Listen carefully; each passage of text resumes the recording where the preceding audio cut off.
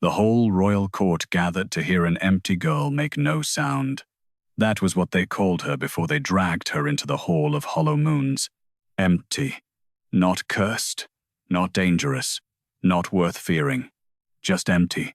She came barefoot across the black stone floor with 2 silver chains around her wrists and dried mud on the hem of her grey servant dress.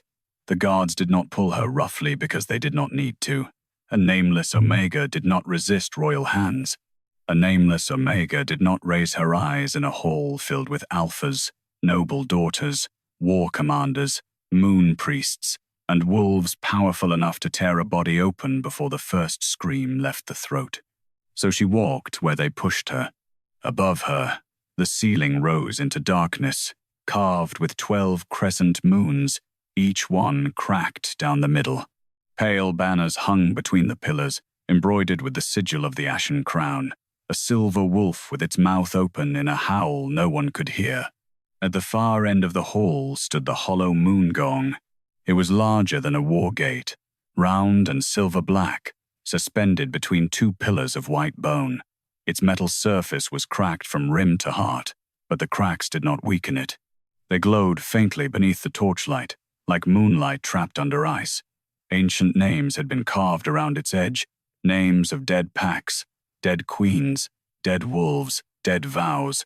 And before it waited the mallet, black wood, silver head, wrapped in old wolf hide. The nameless girl stared at it only once before lowering her gaze again. A murmur moved through the court. There she is, the Kael Omega, the one without a given name. They say even abandoned pups have more soul. She was found beneath the west kennels, wasn't she? No, beside the refuse trench. No wolf would claim her. No wolf had. Not once in all her life had a wolf answered her presence. Not the hunting wolves in the yard. Not the temple wolves during moon rites. Not the dying wolves whose cages she cleaned when their masters were too proud to touch sickness. No pup had crawled toward her. No beast had lowered its head. No pack scent had ever risen from her skin. In Ravengarde, a person without pack scent was pitied. A person without wolf soul was feared. But a person without a name was beneath both. She had been called many things in place of one: girl, Omega, kennel rat, moonless, hollow-born, servant, burden, but never daughter, never sister, never beloved. The guard at her left shoved her into the center circle.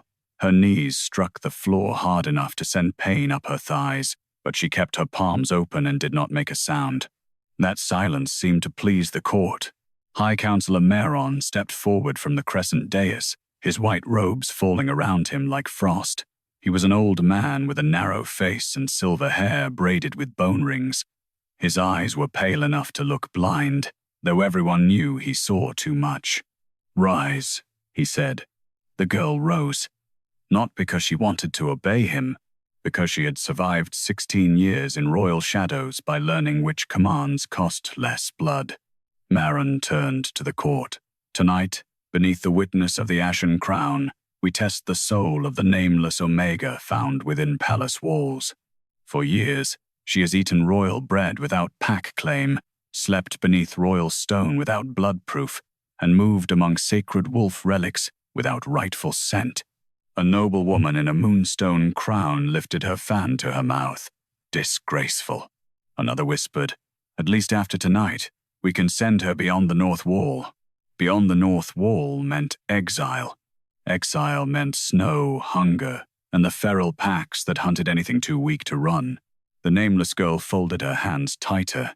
Meron smiled gently, which made him look crueler. The Hollow Moon Gong exposes what hides beneath flesh. When struck by a true pack soul, it answers with the echo of that soul's wolf. When struck by a bloodline heir, it sings the ancestral cry. When struck by corruption, it cracks. And when struck by emptiness, he let the silence widen. The court leaned toward it. It remained silent. A few nobles smiled, not wide smiles, not childish smiles. Worse, satisfied smiles. The kind people wore when cruelty came dressed as law. The girl looked at the gong again. Its huge, cracked face reflected the hall in warped pieces, pillars, torches, wolves, jeweled throats, cruel mouths. For one strange moment, she thought she saw something else inside the metal, a shadow pacing behind the silver. Then it vanished. "Bring the Alpha King," Meron ordered. At once the hall changed. The whispers died first. Then the wolves lowered their heads. Then the guards straightened as if invisible chains had snapped through their spines. Alpha King Kael Veyr entered through the western arch. He did not need a crown to make the hall remember who ruled it.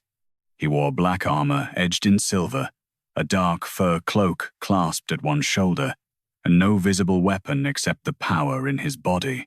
He was young for a king, not yet 30, but the kind of young that had already buried softness. His face was hard, beautiful in a cold and dangerous way, with sharp cheekbones, a stern mouth, and eyes the color of winter moonlight over steel. Every alpha in the hall bowed. Every noblewoman lowered her gaze. Every wolf went still. The Nameless girl felt his presence before she saw him fully. It moved over her skin like a storm held behind glass. Heavy, controlled, violent if released. But there was no wolf sound around him. That was the first thing everyone noticed about King Kael, though no one dared speak of it.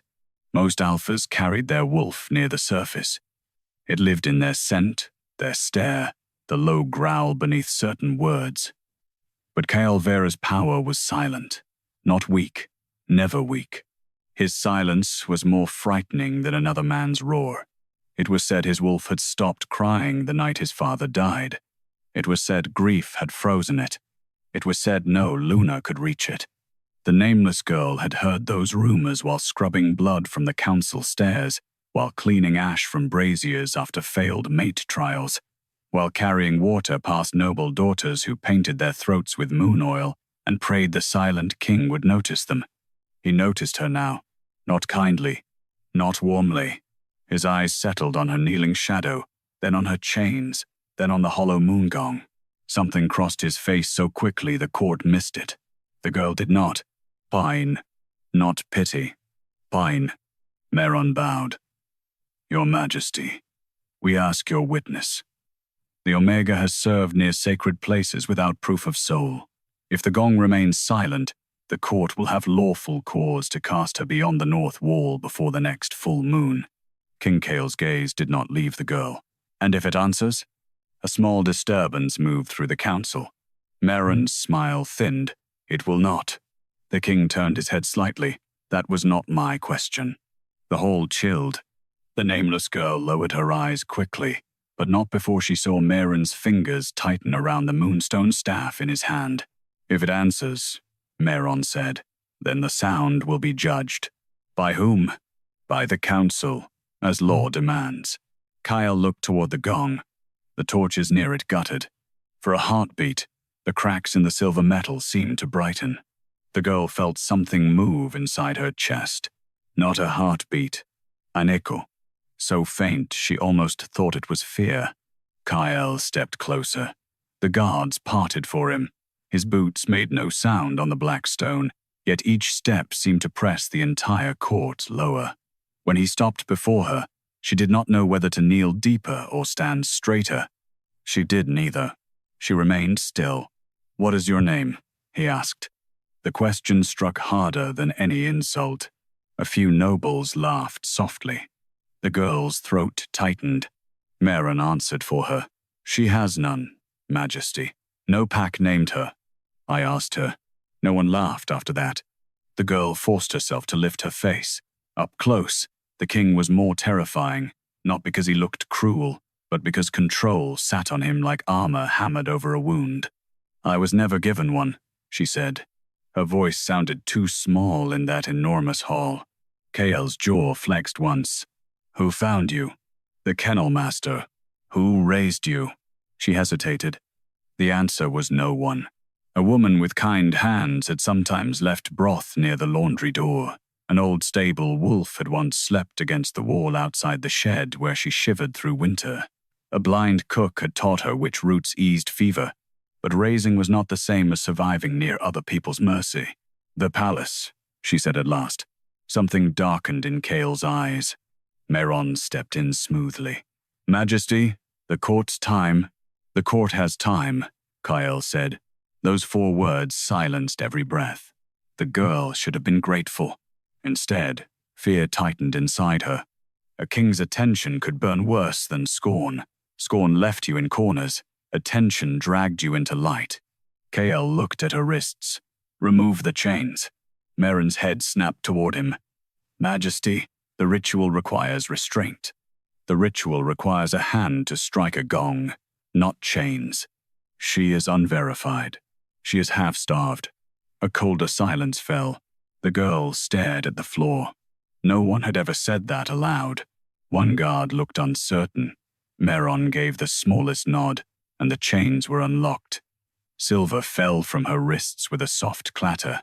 Red marks circled her skin where the metal had bitten too long. Kael saw them. His expression did not change, but the air around him did. For one breath, every wolf in the hall pressed its ears back. Then the king stepped away.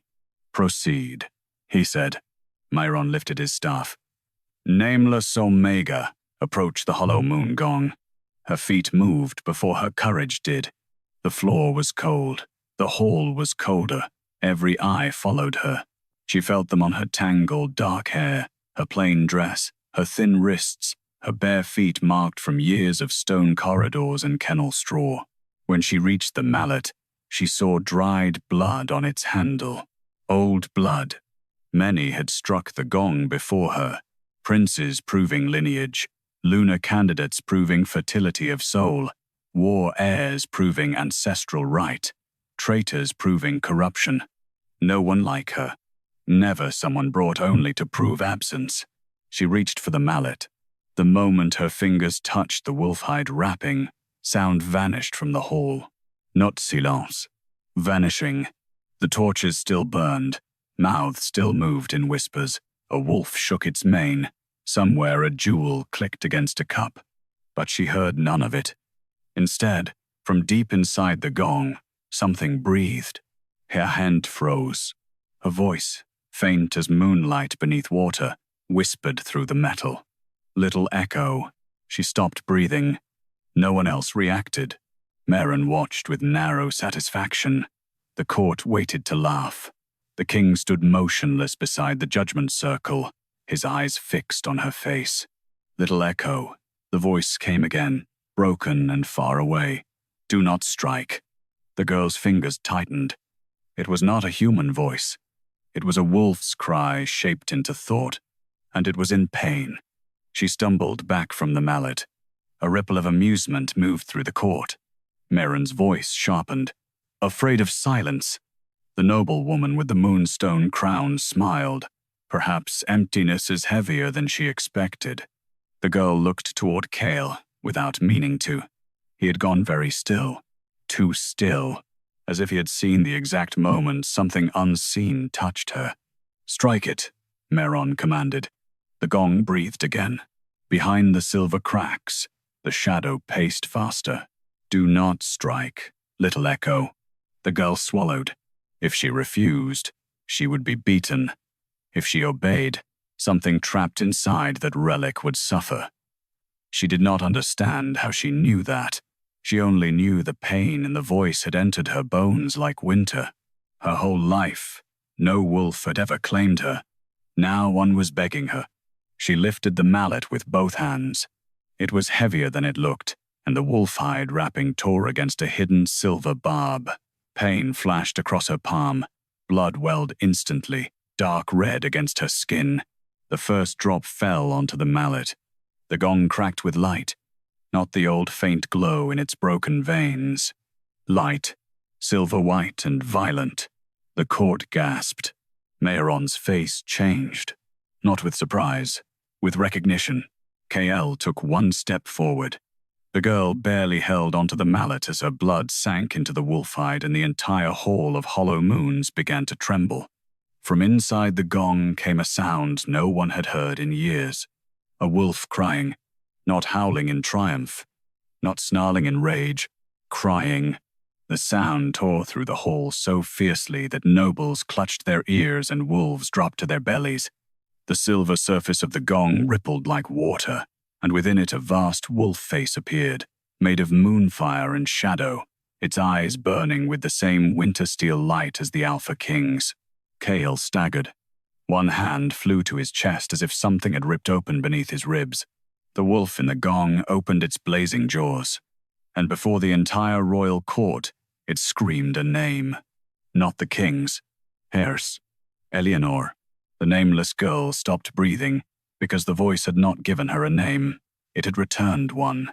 For one terrible heartbeat, the Hall of Hollow Moons forgot how to breathe. The name hung in the air like silver fire. Elianor. It trembled through the pillars, through the bone chains, through the cracked face of the gong. Every wolf in the hall lowered its muzzle to the black stone. Not to the king, not to the council. To the sound. The nameless girl stood frozen before the enormous silver disc, both hands still wrapped around the mallet. Blood ran down her palm and soaked into the old wolf-hide binding. She should have dropped it. She should have stepped away. But she could not move, because the name had not struck her ears. It had struck something buried inside her. Elianor. The sound felt older than memory. It felt like a door opening beneath her ribs, revealing a small, hidden place where a child had been waiting in the dark for someone to call her home. Someone in the court whispered, "Moon." Echo. High Counselor Mehron turned sharply. Silence. But the word had already moved. Moon Echo. It passed from mouth to mouth in frightened fragments. Noble women stepped back. Moon priests clutched their amulets. One war, Alpha's hand twitched toward his sword before he remembered he stood in the king's hall. Elianor did not understand the fear, but Mehron did. She saw it in his face. Not surprise. Recognition. Alpha King Kael Veyr moved toward the gong. Each step seemed to cost him. His hand remained pressed against his chest, where something beneath his black armor pulsed like a trapped heart. The glowing wolf face inside the gong turned toward him, and its terrible cry changed. It became softer, more broken. A sound of recognition. Kael stopped. For the first time since he entered the hall, his cold control faltered. "My wolf," he said. The words were quiet. The hall heard them anyway. Mehron stepped in front of him. "Majesty, do not approach the relic." Kael's eyes did not leave the silver wolf face. "My wolf is inside that gong." A silence deeper than fear swallowed the court. For years, they had said the Alpha King's wolf was silent because grief had frozen it.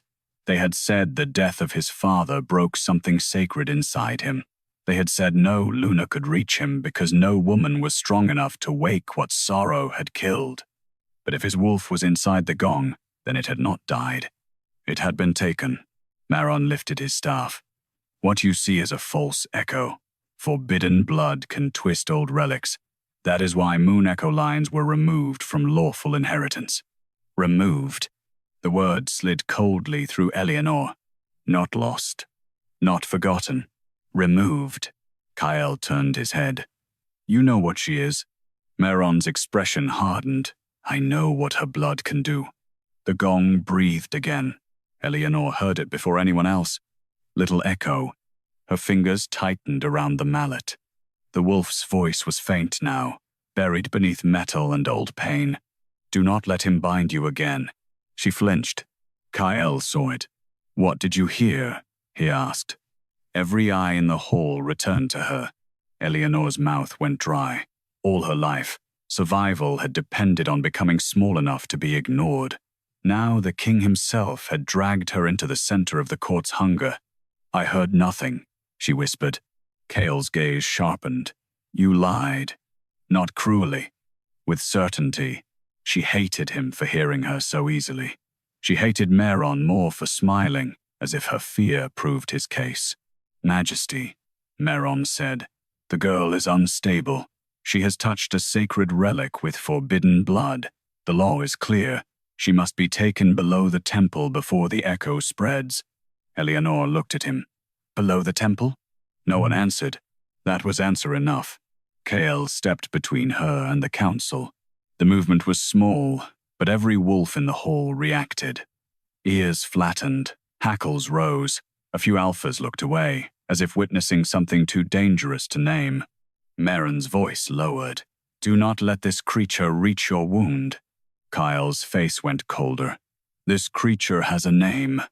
The words hit Elianor harder than the ritual. A name. Her name. The gong's cracked surface pulsed, and silver light spilled across the floor in thin lines. The lines moved toward her bare feet first, then toward the king. A faint thread formed between the blood on the mallet and the place beneath Kael's armor where his wolf should have lived. Kael inhaled sharply. Elianor felt it too. A pull under the ribs.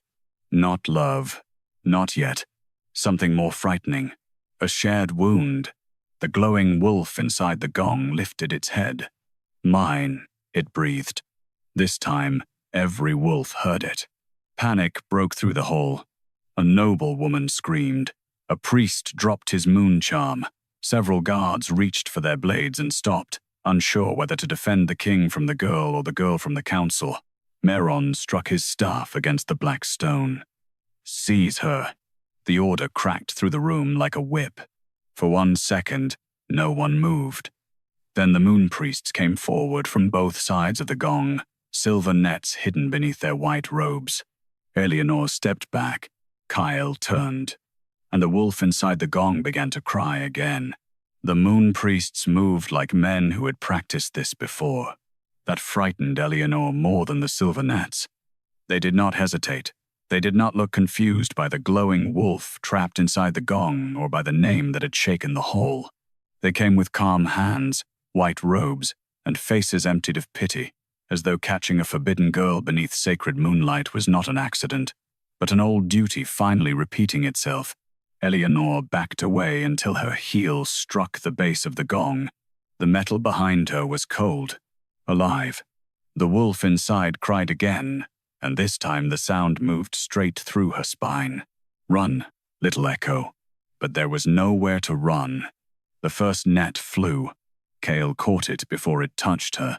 His hand closed around the silver mesh, and the hall filled with the hiss of burning flesh. The net smoked against his palm. Every noble saw it. Every wolf smelled blood. Still, the Alpha King did not let go. "Stand down," he said. The priests froze. Not because they obeyed him, because they were afraid of what his voice had become. There was something under it now. Rough, deep, almost a growl, but not fully born, like a beast clawing from beneath frozen earth. Merron stepped forward. "Majesty, you are compromised." Kael's eyes cut to him. "Say that again." The warning should have silenced any sane man. Merron was not careless. He lowered his tone, making himself sound sorrowful instead of defiant. "The echo has reached your sealed wound. That is how their blood survives. It imitates what the heart grieves most. The girl is not freeing your wolf. She is wearing its pain to control you." The words landed across the court like poison disguised as wisdom. Elianor felt the change immediately. Doubt. Not from Kael, from everyone else.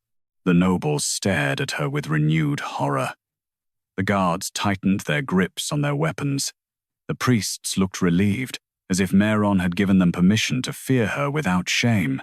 She wanted to say she had not done anything, but that had never saved her before. Her whole life, denial only made people angrier. A nameless Omega was not believed. She was measured, blamed, used, dismissed. Now she had a name, and still the court was deciding what crime it meant. The wolf inside the gong pressed its blazing muzzle against the silver. Its eyes were fixed on Kael. "Not false," it breathed.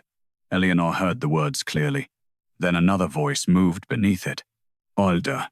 A woman's voice, thin as wind through bone. Moon echo blood does not imitate. It remembers. Elianor's breath caught. The silver lines on the floor brightened around her feet. Merron saw. His expression changed for only a blink, but it was enough. Fear flashed beneath his control, sharp and ugly. "Bind her mouth," he ordered. Kael turned fully toward him. No, she is listening to the relic. She is listening to my wolf, and that is precisely why she must be contained. The second net came from behind. Elianor saw the movement too late. A priestess with grey hair and a crescent scar across her brow snapped the silver mesh around Elianor's shoulders. Cold fire bit through her dress. She gasped as the net tightened, dragging her arms against her sides. Kael moved, but two council guards stepped between them with silver pikes lowered. The hall became a blade's edge. One wrong breath, and King's blood would spill before the Hollow Moon Gong. Elianor struggled against the net. The more she moved, the deeper the silver burned. Her knees weakened, but she refused to fall. Not here. Not while everyone watched with that same hungry expression, waiting for the empty girl to collapse and prove them right. The priestess touched two ash-white fingers to Elianor's forehead. Sleep, hollow thing. Pain split open behind Elianor's eyes. The hole vanished. She was somewhere underground. A cavern of black stone and white roots. Water dripped from the ceiling in slow silver drops. At the center of the cavern stood the Hollow Moon Gong, not cracked then, but whole and shining like a frozen moon. A younger Meron stood before it. Beside him, counselors in dark ceremonial robes held a boy on his knees. Kael, younger, maybe 13, blood on his temple, silver chains around his chest, his eyes wild with terror and fury. Behind him, a great wolf made of shadow and moonlight strained against invisible bonds, its jaws open in a silent howl.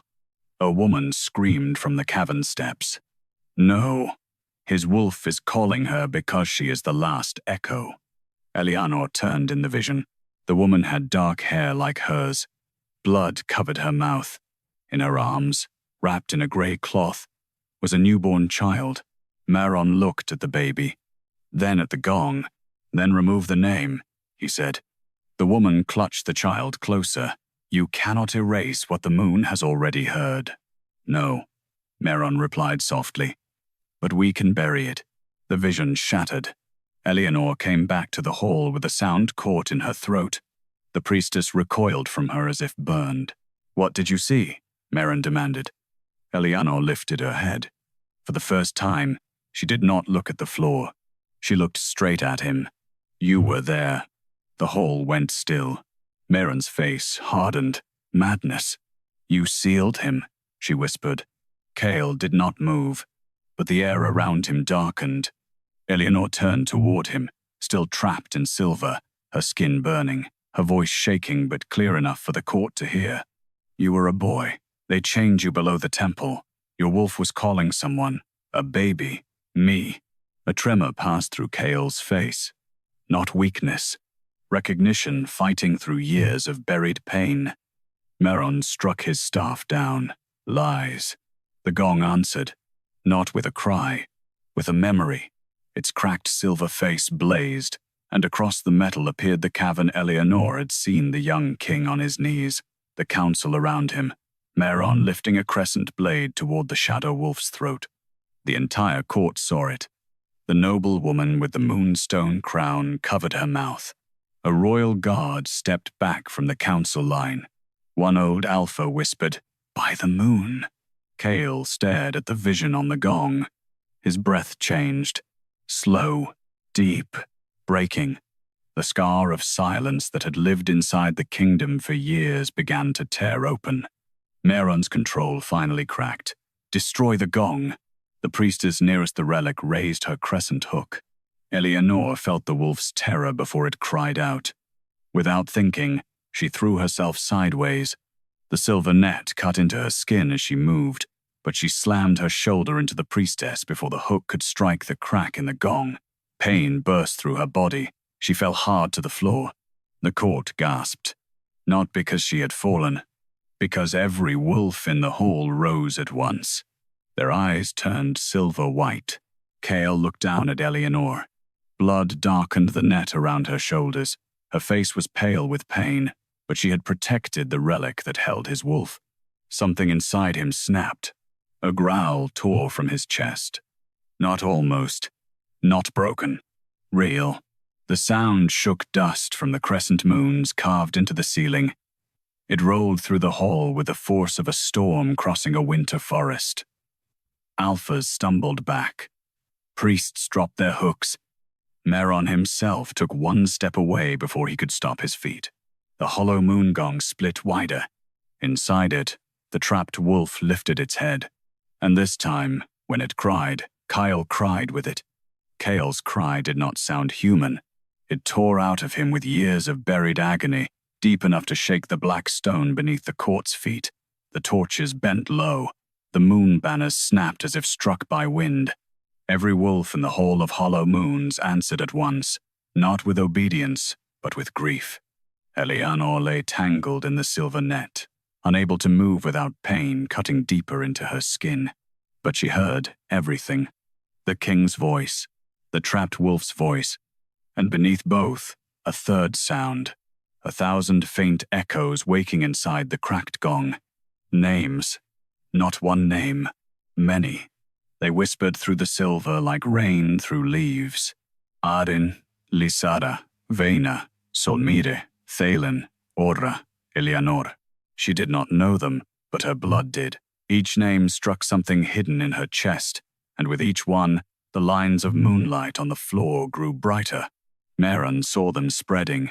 His face lost all softness. "Cut her away from the relic," he ordered. Now. The priestess who had tried to destroy the gong crawled for her crescent hook. Kael moved first.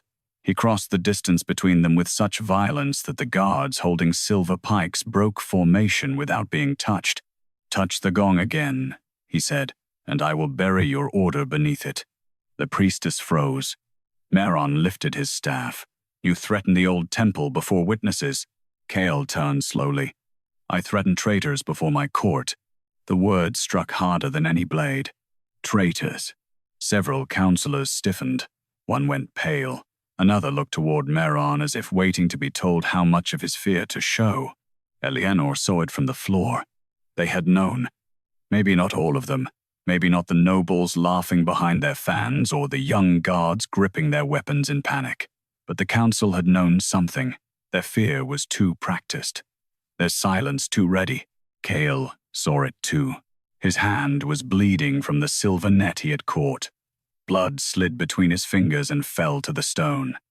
The moment it touched the glowing lines, the moonlight surged toward Elianor. She gasped.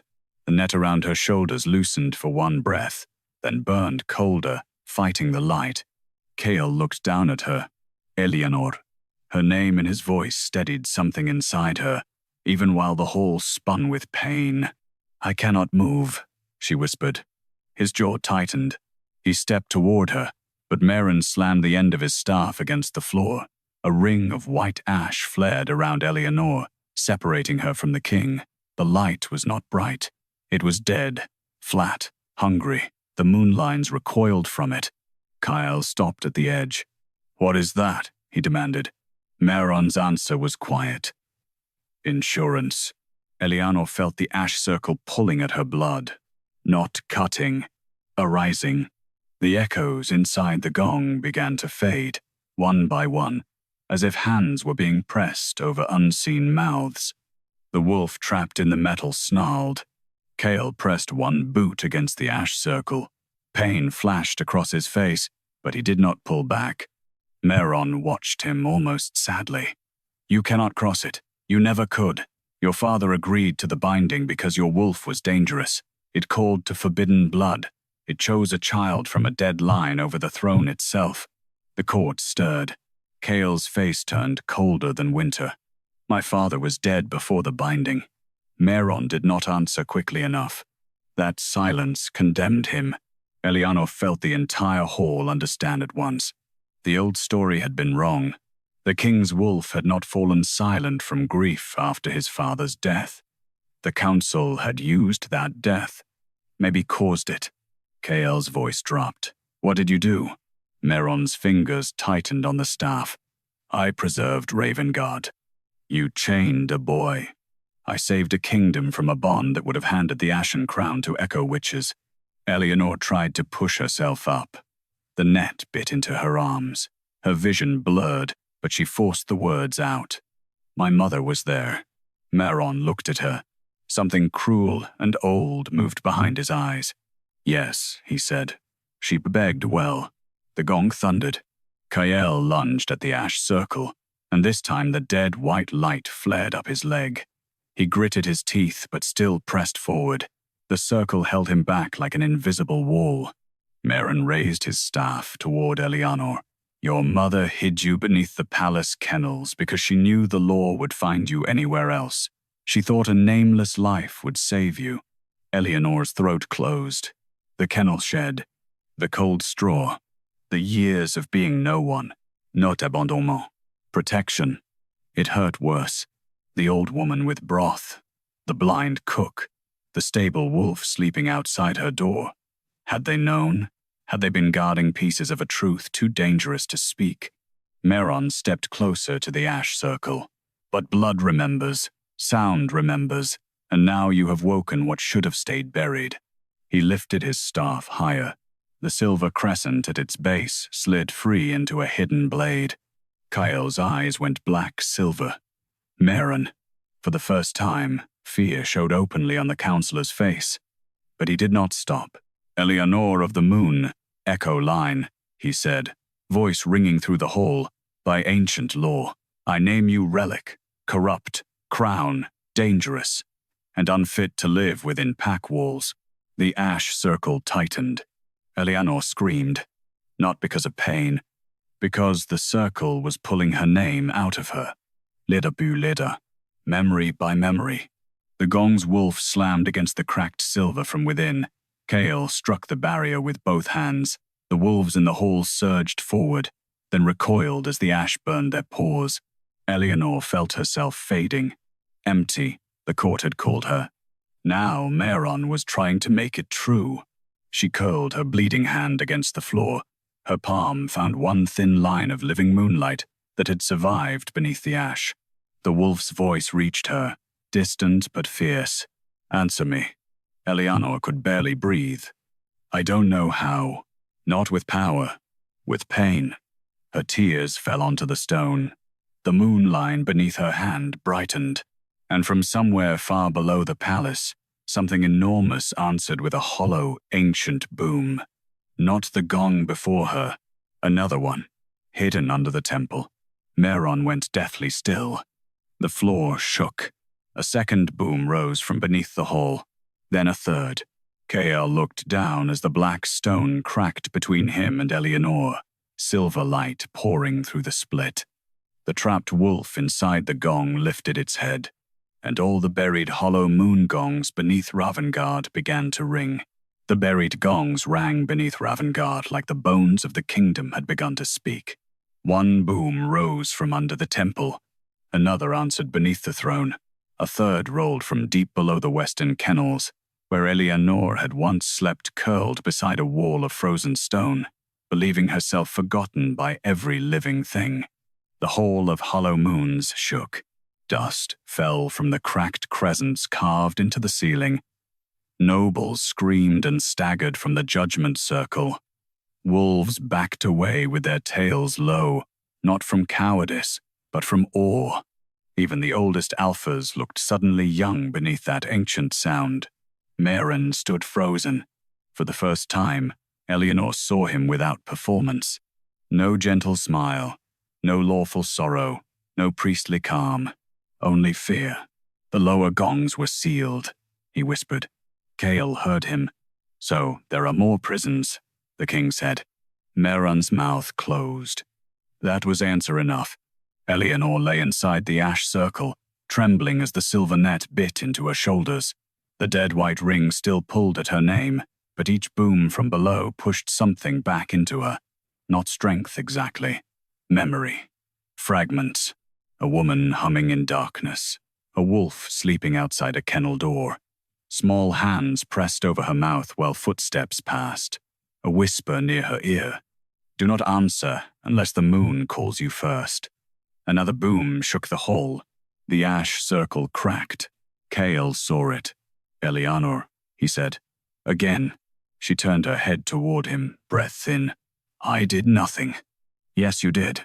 I don't know what. You answered. The word reached deeper than command. Answered. Her whole life had been silence forced into shape. Silence when they called her empty. Silence when they took her food. Silence when noble daughters laughed as she scrubbed blood from marble after rituals she was not allowed to understand. Silence when wolves looked through her as if she carried no living soul. But the gong had called, and something in her had answered. Mehron recovered at once. Do not speak to her. She is opening relic chambers beneath the palace. Kael's eyes did not leave Elianor. Good.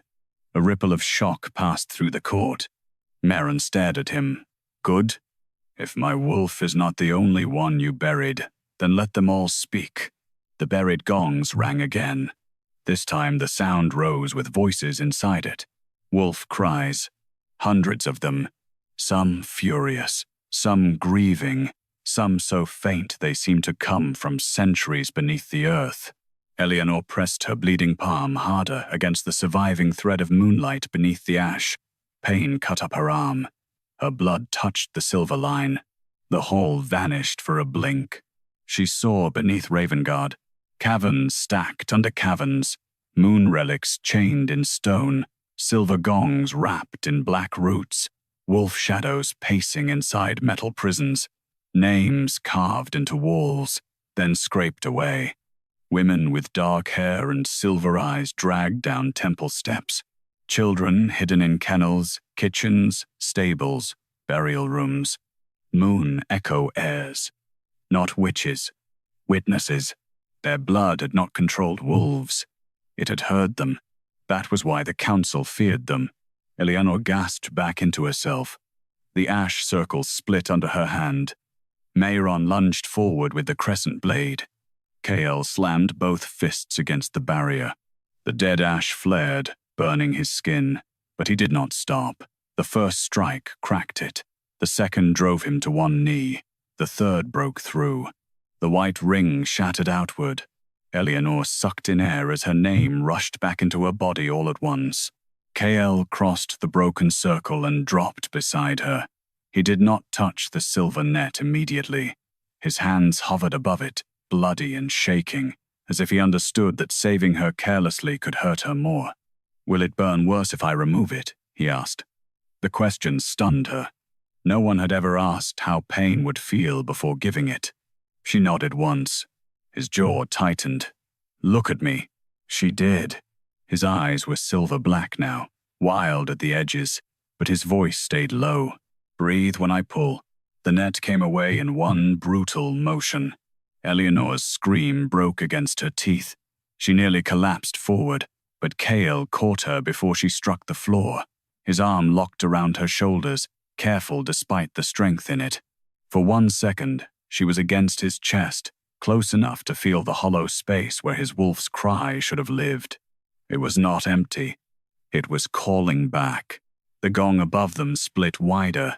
The glowing wolf pushed its muzzle through the fracture, not fully free, not flesh, not spirit, but more real than light. Its eyes fixed on Elianor first, then Kael. The court watched in terror as the Alpha King's trapped wolf lowered its head to the nameless Omega. No, not Nameless. Elianor. Mehron pointed the crescent blade at them. Do you see? He shouted to the court. The beast bows to her. She will take the king from us. She will unmake the crown.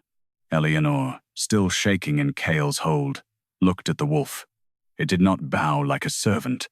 It bowed like something wounded, finally recognizing the hand that could open the cage. Kael rose slowly, bringing her up with him. Enough, he said. Mehron's voice sharpened. Majesty, choose carefully. I am. If you protect her, the council will declare you echo-bound and unfit to rule. Kael's face hardened. Elianor felt his arm tense around her. For one breath, she expected him to release her, not because he was cruel, but because kings were built from sacrifice, and girls like her were usually the first thing sacrificed. Instead, he stepped in front of her, before the council, before the court, before the wolves. Then let the council speak its treason aloud. The hall went utterly still. Merrin's eyes turned cold. So be it. He lifted his staff, and from the upper balconies, hidden archers stepped from behind the moon banners. Their arrows were tipped with white ash and silver glass. Not aimed at Kael, aimed at Elianor. Kael saw. The wolf in the gong snarled. Elianor heard one last buried gong ring beneath the kennels. Then the arrows flew. Kael moved before the first arrow reached her. He turned his body into a shield. Elianor saw the motion too late to stop him. One moment she was staring up at the balcony, at the silver glass tips flashing beneath the moon banners. The next, Kael's arm closed around her waist and dragged her against him as the arrows struck. 3 hit his back. One buried itself near his shoulder. Another glanced off his armor and shattered against the floor. The last should have pierced Elianor's throat. The wolf in the gong snapped its jaws. Silver light burst from the cracked metal, and the arrow stopped in the air a finger's breadth from her skin. It trembled there, trapped in moonfire, before falling uselessly at her feet. The court erupted. Some nobles fled toward the doors. Others dropped behind benches. Wolves snarled up at the balconies. The royal guards finally turned on the hidden archers, but confusion split them. Half still looked to Merrin. Half looked to the bleeding king. Kael did not fall. That was the most terrifying thing. The arrows were deep. Blood slid down the black plates of his armor and onto the stone. His breath came harshly once, then steadied. He kept one hand on Elianor and lifted his eyes to the council. "You fired on your king," he said. Merrin did not flinch. "We fired on the echo, witch hiding behind him. She was behind me because I put her there. Then you have chosen corruption." Kael smiled. It was not warmth. It was the first edge of something merciless. "No, I have chosen to hear." The buried gongs answered beneath the palace. Their sound rolled upward through the floor, shaking loose old dust, old lies, old fear. Elianor felt every boom inside her blood. The echoes no longer came as separate cries. They gathered, braided, pressed toward her like a crowd behind a sealed door. Names brushed her mind. Wolves, women, children, kings, all buried in sound. The arrow near Kael's shoulder pulsed with white ash. He staggered half a step. Elianor caught his arm without thinking, though her hands were too small to hold his weight if he truly fell. "Kael," she whispered. His eyes cut to hers. Not angry. Startled. No one else had said his name in that hall. Only titles. Majesty, King, Crown, Alpha. For a breath, he looked less like a ruler and more like a man bleeding from wounds older than arrows. "Do not pull them out," he said, voice rough. "Ash tips break inside the flesh. How do I help you?" The question left her before fear could stop it. Something moved in his face. Pain, yes, but also wonder, as though help was a language he had forgotten existed. Merrin raised his staff again. "Do not let them reach the gong. Kill the girl, and the lower relics will sleep." Kael turned, but the ash and the arrows dragged at him. His knees bent. Elianor felt the tremor in his body. The archers reached for a second volley. The wolf in the gong snarled, but the crack was too narrow. Its power flashed and faded, trapped by the old binding. Elianor looked at Kael's blood on the floor, then at her own. His blood had broken the ash circle. Her blood had woken the gong. Together, the silver lines had formed a thread, a shared wound. She did not understand the magic, but she understood pain. Pain had rules. Pain remembered where it entered. Pain could be followed back to the hand that caused it. She stepped out from behind Kael. He caught her wrist. No, the command should have stopped her. Instead, it warmed something fierce and frightened in her chest, because beneath the command, she heard fear. "For here, I can hear them," she said. "Then they will use you." They already did. Kael's grip loosened. Elianor faced the gong. The glowing wolf pressed its forehead against the fractured silver, eyes burning with desperate recognition. Little echo, she picked up the fallen mallet. Her wounded palm screamed when it closed around the wolf-hide binding. Blood soaked the handle again. This time, she did not wait for someone to force her. She struck the Hollow Moon Gong. The sound tore through Ravengarde. Not one note, 1,000. The hidden gongs beneath the palace answered in a rising storm. The black stone floor split in long silver veins. Moonlight burst upward from the cracks. The arrows in the archers' hands turned white-hot, forcing them to drop their weapons with cries of pain. Every wolf in the hall lifted its head. Every one of them began to howl. Not for the king, not for the council, for the buried voices. The gong's surface became clear as water. Images moved across it too quickly for denial. A boy king chained beneath the temple. A wolf ripped from his chest and sealed in sacred sound. A dark-haired woman begging with a newborn in her arms. Maren ordering the baby left nameless. Counselors pressing bloody thumbs to a packed stone. Archers being trained in secret beneath moon banners. The court saw everything. No rumor could hide it now. No law could dress it clean. Maron's face twisted. Break the vision. A commander near the dais drew his sword and charged toward Elianor. Kael ripped one ash arrow from his own shoulder. The broken tip stayed in his flesh. Blood poured down his back. He did not care. He caught the commander by the armor and hurled him into the steps hard enough to crack marble. Then he dropped to one knee. Elianor turned at once. The wolf in the gong cried out. The ash poison was spreading beneath Kael's skin, black-white veins crawling up the side of his neck. Maren saw and smiled. There, he said softly. Even now, the crown rejects what he has chosen. Elianor knelt in front of Kael. His breathing had gone shallow. His eyes struggled to focus on her. Do not touch the arrows, he rasped. I won't. She placed her bloodied palm against the floor instead, over the silver line connecting them. The buried voices surged. For the first time, she did not shrink from them. Show me, she whispered. The moonlight under her hand opened, and Elianor saw the ash inside Kael's body was not poison. It was a lock. The ash inside Kael's body had teeth. Elianor saw it beneath the moonlight, not with her eyes, but with the strange inner hearing that had woken in her blood. The white-black veins crawling under his skin were not spreading randomly. They curved in careful patterns around his heart, his throat, and the hollow place where his wolf should have lived. A lock, a cruel one.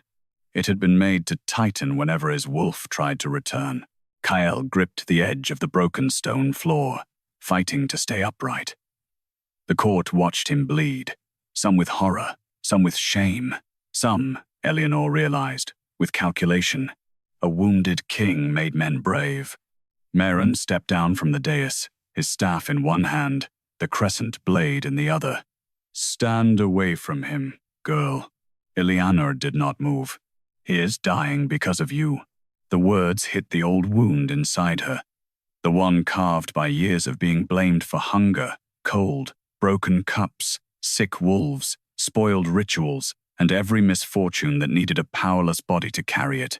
For one breath, she almost believed him. Then Kael's hand closed weakly around her wrist. No, he rasped. The word was barely sound, but it was enough. Elianor looked down at him. His face was pale beneath the blood and shadow, but his eyes held hers with brutal focus. Do not give him your fear. Her throat tightened. No one had ever told her fear was something she owned, something she could refuse to hand over. The wolf in the gong pressed harder against the cracked silver. Its shape flickered, enormous and desperate. The buried gongs beneath Ravengarde continued to ring, slower now, each boom like a heartbeat under the palace.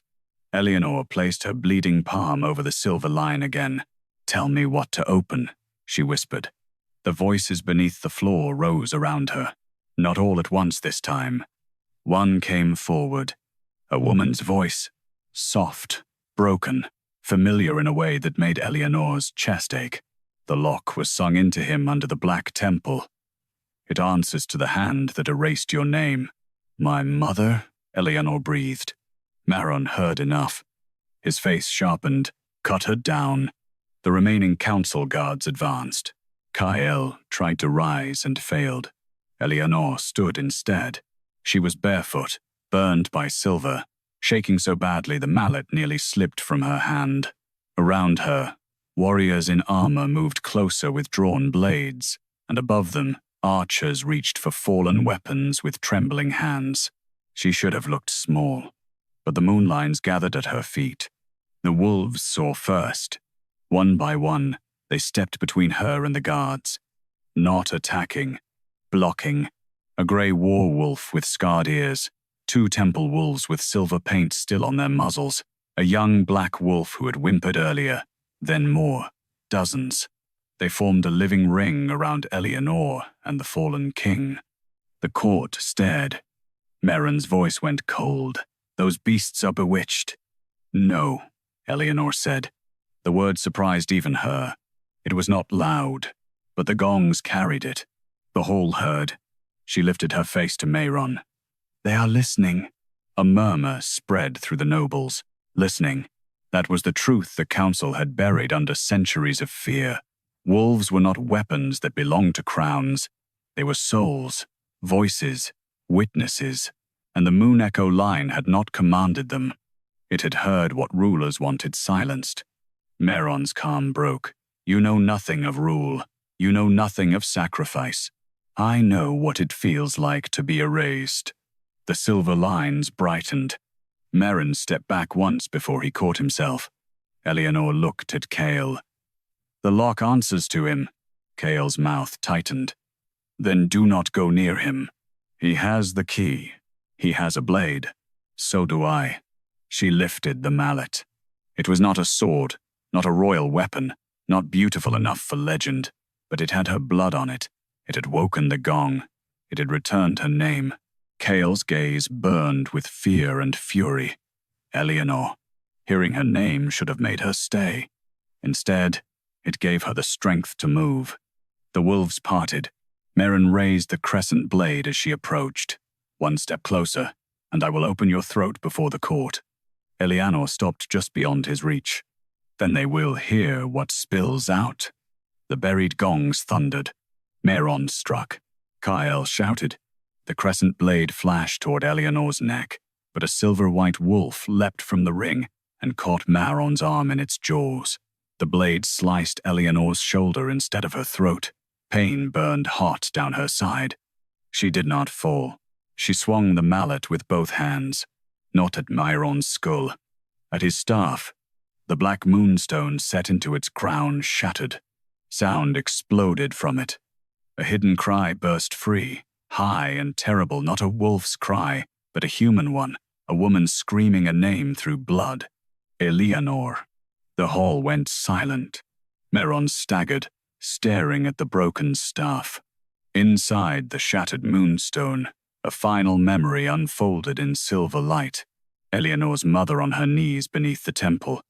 Mayron holding the newborn child. Kael chained nearby, his young wolf tearing itself bloody against invisible bonds. Erase the name, Mayron commanded. The moon priest beside him hesitated. If we erase it fully, the child may die. Merrin looked down at the baby without mercy. Then leave just enough for her to suffer without knowing why. The memory vanished. No one spoke. Elianor stood bleeding before the man who had made her nameless. Kael rose behind her. Slowly, painfully. The ashlock still crawled beneath his skin, but the shattered staff had weakened something. The wolf in the gong threw its head back and howled, and Kael's chest answered with a sound almost as fierce. Mayron saw the shift. For the first time, he looked at Elianor not as a servant, not as a relic corrupt girl, not as a loose end. As the heir he had failed to bury. Elianor lifted the bloodied mallet again. This time, she pointed it at him. Give him back his wolf. Merrin looked at the mallet pointed toward his heart, and for the first time, he laughed. It was not a loud laugh. That made it worse. It was low, tired, almost pitying, as if Elianor were a child threatening winter with a candle. You still think this is about one wolf, he said. The court remained silent. No one had rushed to help him. No one had rushed to help her either. Ravengarde had become a kingdom, holding its breath, waiting to see which truth would survive. Kael stood behind Elianor, wounded but upright. The ashlock still crawled up his neck in thin black-white veins. Every breath cost him. She could hear it now, not just in the air, but inside the connection between them, a rough drag, a restrained growl, a wolf clawing at a door built from old pain. "Give him back his wolf," Elianor repeated. Merrin's eyes sharpened. "If I do, the crown falls." Kael's voice came rough behind her. "You do not get to speak for my crown. I have spoken for it since you were 13. The words struck the hall like a slap. Merrin turned, and now he addressed the court, not the girl before him. "You all saw the memory. Yes. We sealed the king's wolf. We erased the echo, child's name. We buried the lower gongs. And because of that, Ravengarde did not fracture into civil war." A few nobles looked away. Merrin saw hesitation and fed it. "Do you think forbidden bonds are romantic songs? Do you think wolves choose gently? The king's wolf called to a newborn from a bloodline outlawed for turning packs against rulers. If that bond had awakened, every alpha house would have questioned the throne. Every old relic would have reopened. Every buried grievance would have found a voice." Elianor felt the truth twist inside his lie. He did not fear chaos. He feared witness. The wolf in the gongs snarled, but weaker now. The crack in the metal pulsed as if the old prison were tightening again. Kael swayed half a step, and Elianor felt panic flicker through her chest. Merrin raised his broken staff. The shattered moonstone still smoked at the top. There is only one way to end this cleanly. The silver lines at Elianor's feet dimmed. Kael's eyes narrowed. "No," Merrin smiled. "You remember." Kael moved toward him, but the ashlock seized. His body locked in place so violently that blood slipped from his mouth. Elianor turned. "Kael, do not listen to him," he forced out. Merrin's voice softened. "The king knows the law. A sealed wolf can be restored only if the echo that woke it is silenced, permanently. Her death will close the gongs. His wolf will sleep again. The kingdom will survive." The court stirred. Not approval, temptation. Elianor felt it like cold hands at her back. One girl for a kingdom, one nameless omega for royal order. They had made that bargain once. They could make it again more easily now that she had become dangerous. Kael's growl shook the floor. "Anyone who touches her dies." Merrin looked almost sad. "And there is the proof. Your judgment is gone." "No," Elianor said. Her voice was quiet, but the nearest wolves turned their heads. She stepped away from Kael. His hand shot out, catching her wrist despite the lock. "Elianor." She looked back at him. His face held command, fury, terror, but beneath all of it was a plea so raw it hurt worse than silver. "Do not make yourself the price," he said. Something in her almost broke. All her life, she had been treated as a cost too small to count, a scrap of bread, a corner of straw, a servant's body, a nameless life. But Kael looked at her as if losing her would ruin the world. "I am not the price," she whispered. "I am the witness." She turned back to the gong. The buried voices stirred below. Her mother's voice rose through them, faint but fierce. "A witness does not die to close a lie. She speaks until the lock breaks." Elianor lifted the mallet and placed her bleeding palm flat against the cracked gong. Merrin's eyes widened. "Stop her." No one moved fast enough. Elianor did not strike the gong this time. She listened. She opened herself to every cry beneath Ravengarde, the trapped wolves, the erased names, the children hidden under stone, the women dragged into temple dark, the boy king chained while his wolf screamed for a baby who had no name yet. The sound entered her until she thought it would split her apart. Then she spoke. Not loudly, not in a language the court knew. The words came from blood, moon, grief, and memory. The Hollow Moon Gong answered. Its silver surface turned black, then clear, then blinding white. The lower gongs rang in perfect unison. Every secret chamber beneath the palace opened in the vision above the court.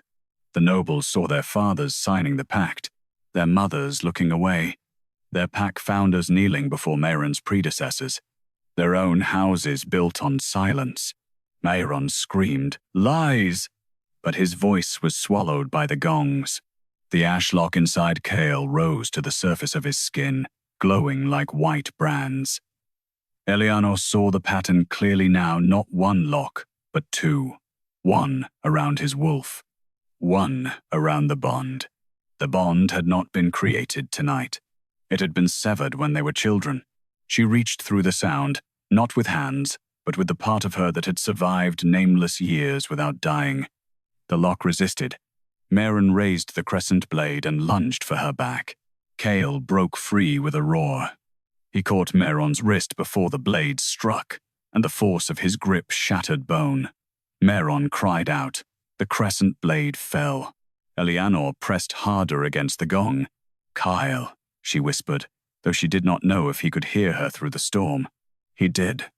His bloody hand covered hers on the silver. The moment their blood touched the same crack, the entire gong split open. Moonfire burst through the hall. The ashlock tore from Kael's chest in a long black-white chain, dragging with it years of stolen silence. The chain snapped toward Mehron, wrapping around his broken staff, his wrist, his throat. The counselor's eyes filled with horror.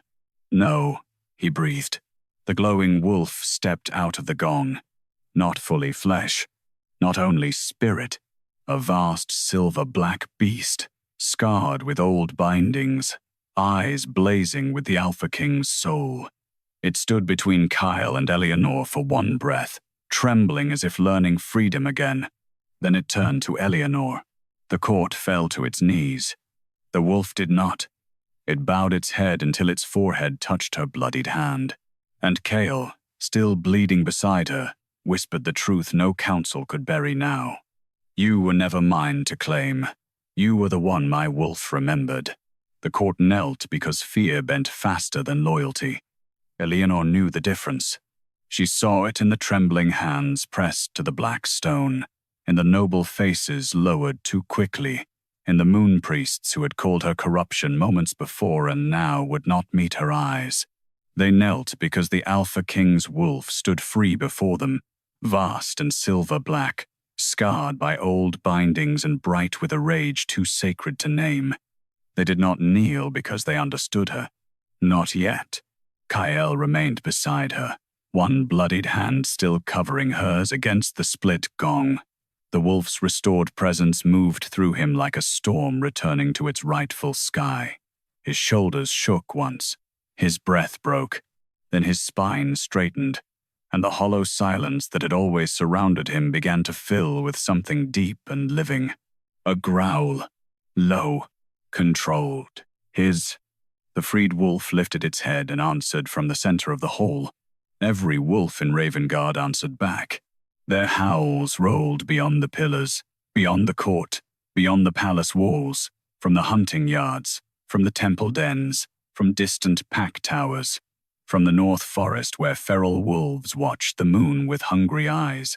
The kingdom heard its king's wolf for the first time in years, and beneath that great sound, Elianor heard the buried gongs slowing, not sleeping, waiting. Mehron collapsed to one knee, the ash chain still wrapped around his throat and broken staff. His face had gone gray. The magic he had used to bind others had returned to him, but it did not choke him yet. It held him upright like a prisoner displayed before judgment. Kael turned toward him. The court lowered itself further. "Rise," Kael said. No one moved. His voice darkened. I said, "Rise." One by one, nobles and guards obeyed. They stood in shame, terror, and confusion, unable to hide behind bowed heads any longer. Kael looked across them all. "You will witness this with open eyes." Mehron coughed, and the ash chain tightened. "You think this is justice? You unleash relics you do not understand and call it truth." Elianor's hand still rested on the gong. The silver was warm now, no longer a prison wall but a living wound beginning to close. She could feel the echoes below the palace pressing against her. They wanted Meron's blood. They wanted the council buried in the same darkness where they had buried others. For one breath, the desire tempted her, not because she was cruel, because she was tired. Tired of being small. Tired of surviving other people's decisions. Tired of learning that her entire life had been shaped by a man who now dared to call himself necessary. The freed wolf turned its head toward her, not commanding, listening. That nearly undid her. Even now, with power burning through the hall, the wolf did not force her. Kael did not force her. The dead did not force her. Only Meron had ever done that.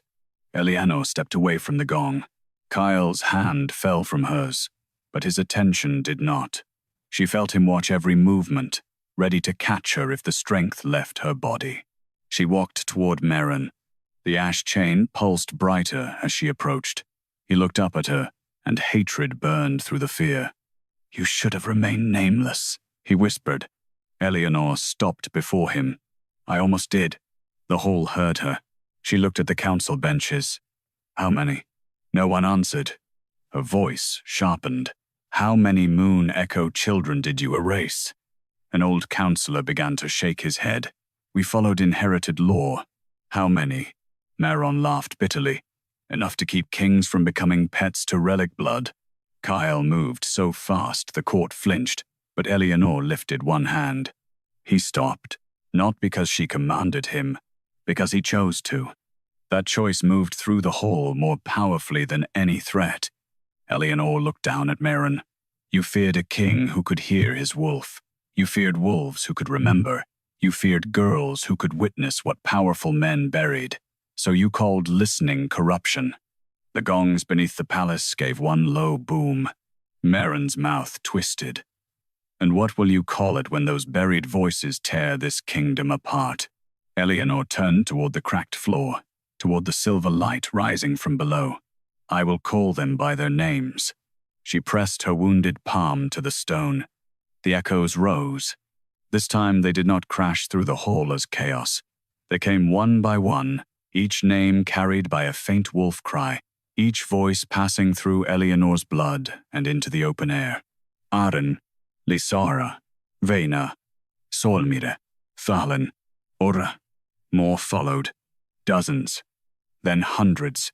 The court stood trapped beneath the weight of every erased life. Some nobles wept. Some covered their ears. Some whispered names back with horror because they recognized them from forbidden family records, from sealed nursery walls, from old songs no one admitted remembering. With each name, one hidden mark appeared on the floor. Silver crescents. Not curses. Graves. The entire hall of Hollow Moons became a map of the dead. Kael looked at it with a grief so raw, Elianor felt it through the fragile thread between them. "My father," he said suddenly. A mark had appeared near the throne's steps. Not Moon Echo. Royal. The freed wolf lowered its head. Meron closed his eyes. Kael stared at the silver crescent. "You killed him before the binding." Meron opened his eyes again. "Your father would have stopped us." The court recoiled. There it was. Not rumor. Not vision. Confession. Kael's face emptied of everything except controlled devastation. For a moment, Elianor feared he would kill Meron where he knelt. A part of her would not have blamed him, but Kael looked at her instead, not asking permission, remembering what she had chosen. Justice, not silence. He turned back to the court. High Counselor Meron will stand trial before every packhouse. Every counselor who signed the blood pact will be named. Every lower gong will be opened. Every erased child will be recorded in royal law. Meron sneered. "Law? You think law survives this?" Kael stepped closer. His freed wolf came with him, shadowing his body like moonlight sharpened into teeth. "No," the king said. "The old law dies tonight." The ash chain tightened around Meron's wrists and dragged him fully to his knees. Elianor felt the buried voices quiet, not satisfied, but heard. Then the gong behind her gave one final, trembling note. She turned. The great silver disc was no longer showing memories. It was showing a path, a cavern beneath the palace, a black temple door, and behind it, hundreds of wolf shadows still trapped in lesser relics. The freed wolf looked at Kael, then at Elianor. Kael followed her gaze, and his expression changed. The night was not over. The first prison had opened. The rest were waiting. The path inside the gong led downward, not with stairs the body could touch, but with sound. Elianor felt it open beneath her feet as the last note trembled through the hall of hollow moons. The black stone, the kneeling counselors, the frightened nobles, the wounded king beside her, all of it remained. Yet another place unfolded beneath the world. A cavern, a temple, a door sealed in white ash and old blood. Behind it, hundreds of wolves waited without voices. Kael saw enough to understand. His face was pale from blood loss. The broken arrowhead still burned under his armor, and the newly freed wolf beside him trembled with rage barely held in check.